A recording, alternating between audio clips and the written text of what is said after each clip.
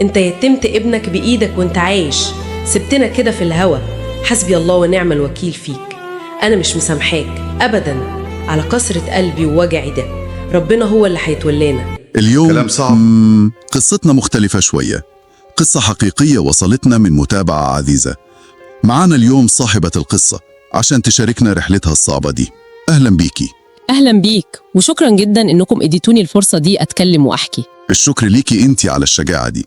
طيب خلينا نبدأ من الأول، الحكاية بدأت إزاي؟ أنا اتجوزت عن حب، يعني زوجي كان في نظري وقتها راجل محترم جدا، شيخ وبيحفظ قرآن ومدرس مواد شرعية، أكبر مني ب4 سنين بس. في الأول الجواز يعني كان بيسيبني كتير ويروح لأهله في محافظة تانية. وده يعني كان عادي بالنسبة لي في البداية. مرت السنين، حوالي 8 سنين، ودخلنا في السنة ال9. فجأة كده وبدون أي خلافات كبيرة تذكر، يعني لقيته سافر مع واحد صاحبه. عرفت بعدين إنه نصاب وهو كان بيتستر عليه. يا الله. والمصيبة الأكبر، قبل ما يسافر أخد ذهبي وفلوسي كلها وسابني أنا وابني وقال لي إنه مش راجع. لقيت نفسي فجأة كده لوحدي ومعايا طفل ومش عارفة أعمل إيه. لا حول ولا قوة إلا بالله. ده شيء صادم جدا. هل كان في أي علامة، أي حاجة تخليك تشكي ولو 1% إن ده ممكن يحصل؟ أبداً، ولا 1%. مستحيل كنت أتوقع. الصدمة كانت رهيبة لدرجة إنها أثرت على صحتي فوراً. أنا نمت في الليلة دي وأنا مقهورة ومنهارة. صحيت تاني يوم لقيت عيني اليمين مش بشوف بيها.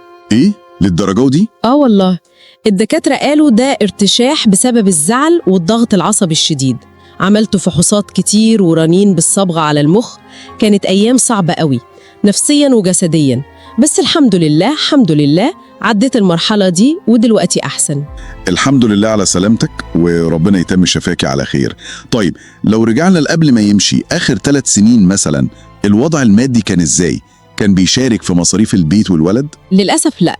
آخر 3 سنين تقريبا ما كانش بيصرف على البيت خالص ولا على ابنه، وكل ما أكلمه يقول لي أصل بصرف على علاج أبويا تعبان جدا.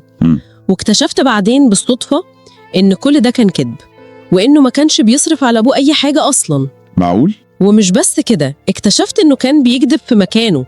يقول لأهله أنا في القاهرة عند مراتي وابني، ويقول لي أنا مسافر عند أهلي. طلع إنه عايش حياة تانية خالص، حياة بعيدة عني وعن ابنه تماماً.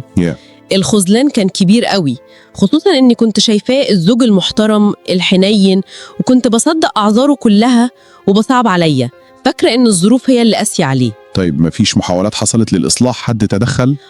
حصل محاولة عن طريق وحدة لم الشمل في الأزهر الشريف، وهم مشكورين تدخلوا فعلا، ورجعنا لبعض فترة كده. لكن برضو في الآخر اتأكدت إن هو السبب في كل اللي حصل، هو أساس المشكلة والكذب للأسف. والحاجة اللي تزعل أكتر كمان إن أهله نفسهم ما كانوش يعرفوا حاجة. أبوه مات وهو نفسه يشوف حفيده، وأمه مش شافته من 4 سنين. هم كمان مخدوعين فيه ومش عارفين حقيقته وحياته التانية دي. موقف صعب على الكل فعلا. طيب لو في فرصة دلوقتي تقولي له كلمة واحدة مباشرة، تقولي له إيه؟ هقول له يا محمد، أنا وابنك ما كناش نستاهل منك كل ده، الأذى ده والخذلان ده. مقابل إيه؟ مقابل حب وتضحية وسنين وقفت جنبك فيها. أنت يتمت ابنك بإيدك وانت عايش، سبتنا كده في الهوا. حسبي الله ونعم الوكيل فيك. أنا مش مسامحاك أبداً على كسرة قلبي ووجعي ده. ربنا هو اللي هيتولانا. كلام صعب ومؤثر جدا. ربنا يعوضك خير انت وابنك ويكبر بخاطرك.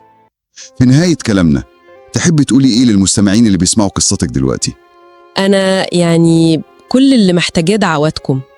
ادعوا لي ربنا يقويني أعدي المحنة دي على خير ويديني الصبر، وادعوا لي لابني ربنا يحفظه ويبارك لنا فيه، وادعوا لي أقدر أقف على رجلي تاني وارجع أقوى كمان عشاني وعشان ابني. أكيد.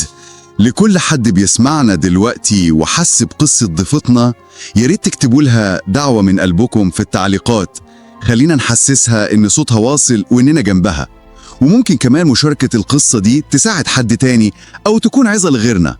ولو عندكم قصة وحابين تشاركوها، تواصلوا معانا. افتكروا دايما كل حكاية ليها صوت، ومش لازم الصوت ده يفضل ساكت. شكرا ليكم وسلام.